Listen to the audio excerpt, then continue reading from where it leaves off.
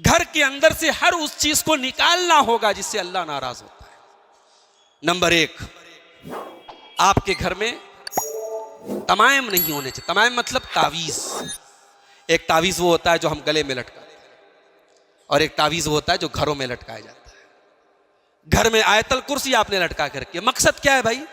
अगर मकसद ये है कि आयतल कुर्सी हमारे सामने है, हम बार बार नजर पड़ेगी, हम उसको याद करेंगे, तब तो ठीक है।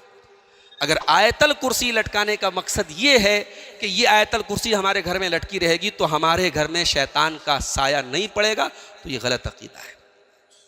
आयतल कुर्सी पढ़ने से शैतान भागता है, आयतल कुर्सी को घर में लटकाने से शैतान नहीं भागता है। आप अपने घर में कुरान की आयतें लटका रहे हैं साहब, घर में सूरह बकरा नहीं पढ़ने की तौफीक हो रही है, सूरह बकरा आप घर में लटका दें कि साहब इससे घर में शैतान का असर नहीं होगा। नहीं, आपको सूरह बकरा पढ़नी होगी।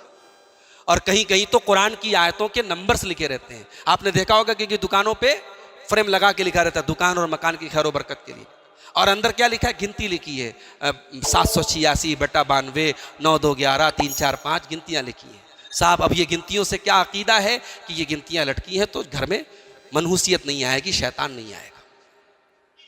भाई आपका नाम अब्दुल्ला है, मैं आपको कहूँगी आप 420 साहब इधर आइए, आप नाराज हो रहे यार मेरा नाम अब्दुल्ला है तो मुझे 420 बुला रहे हो। आप नहीं पसंद करते कि आपके नाम की जगह आपको गिनती का नाम दिया जाए। आप अल्लाह के कलाम को गिनती से बदल रहे हैं और उसको आप तावीज़ बना के लटका रहे हैं। घरों से इन तमाम चीज़ों को निकालिए मेरे भाई।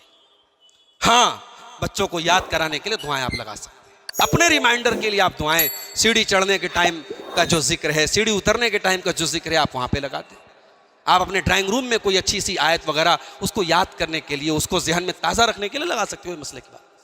मगर उसको बतौर तावीज़, बतौर तमीमा लटकाना ये जायज़ नहीं है, ये बात याद रखिए।